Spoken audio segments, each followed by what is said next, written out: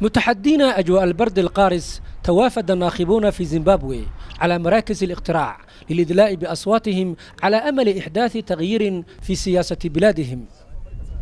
يختلفون حول هذا المرشح أو ذاك، لكنهم يتفقون على شيء واحد: الرغبة في أن تخرج أصواتهم رئيسا يحقق طموحاتهم ولا تكون ما وعد به من إصلاحات سوى شعارات تنتهي بانتهاء الانتخابات. نريد تنمية اقتصادنا وتنمية المناطق الريفية حيث لا توجد طرق معبدة ولا مدارس.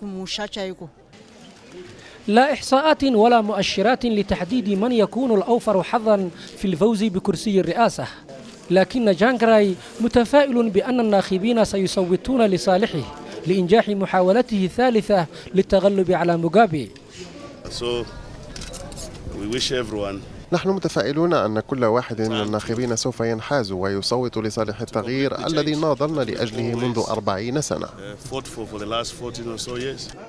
المخاوف تتزايد من حدوث مخالفات قد تقود لتزوير العملية الانتخابية في ظل انعدام جهة مستقلة تشرف عليها برأي المعارضة، لكن حضور مراقبين أفارقة بقيادة الرئيس النيجيري السابق سيكون حاسما في مدى نزاهتها.